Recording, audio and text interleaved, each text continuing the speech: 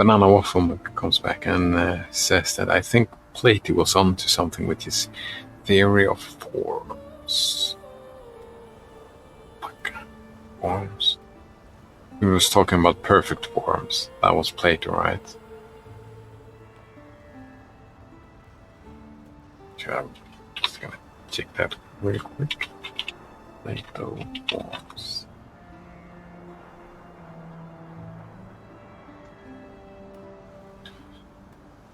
Conceptual worldview attributed by Plato that the physical world is not as real or true as timeless, absolute, unchangeable ideas.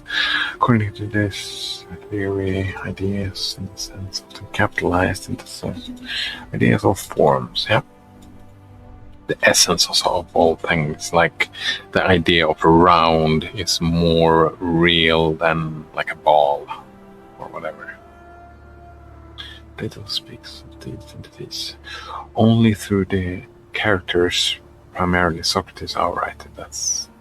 We sometimes suggest that these forms are only objects of study that can are the only objects of study that can provide knowledge. The theory in itself contested from within Plato's dialogues. Banana Waffle Monkey says that I think that's what make Magritte's treachery of images so powerful. Is that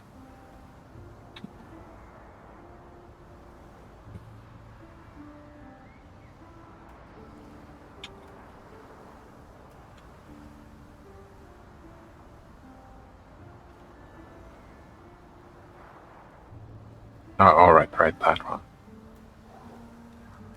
Theory of forms makes this powerful. This is not a pipe.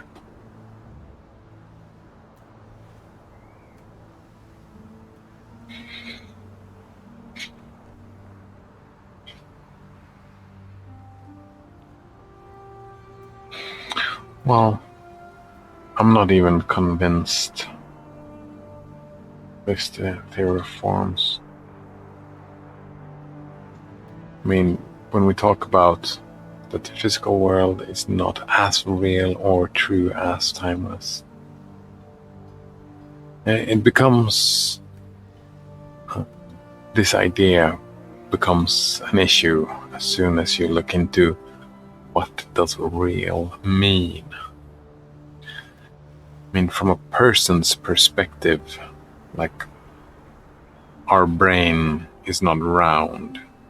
There are no tables in our mind. There's only ideas, or as we would call it in psychology, representations of. Right?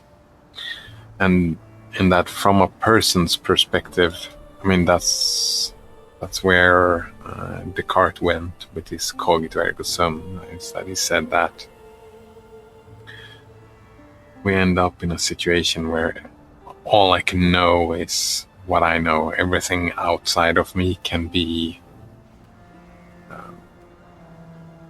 I can't know it for real. I mean, that's where Plato comes from. Then, on the other hand, we got Immanuel Kant, who later comes and tells us that, well, sure, you can't know anything of the world outside yourself, the world out there, all the spooky stuff. But, however, we can for sure say that it is real, because there is something outside of you that you are representing inside of you, right? Like all these ideas or forms, they exist in the mind, but they are, they come from somewhere. It's like you are looking out at the world, and that what that world really is like, we can agree that nobody knows. We don't know, we can't say for sure. Like physics and quantum physics seem to say that it is nothing like what we experience, the world out there. But we don't know. Again, all that physics is done in the mind. And they are just ideas or forms. But still, we have to agree that there is something out there. And that something one could, well, that's a perspective you can take. Like, either you can say that it's more real because it would continue to move on without the minds of people, and it would continue to go on without any ideas whatsoever. It could exist without ideas, one could argue, while the other side would argue that, and there we come to, there is this idea of primacy of consciousness, that all of that thing is created by the mind. That's the famous philosophical question: if a tree falls in the wood and no one is around to hear it, did it still make a sound? If there is no one around to think the ideas or forms, are they really there? It's similar to that.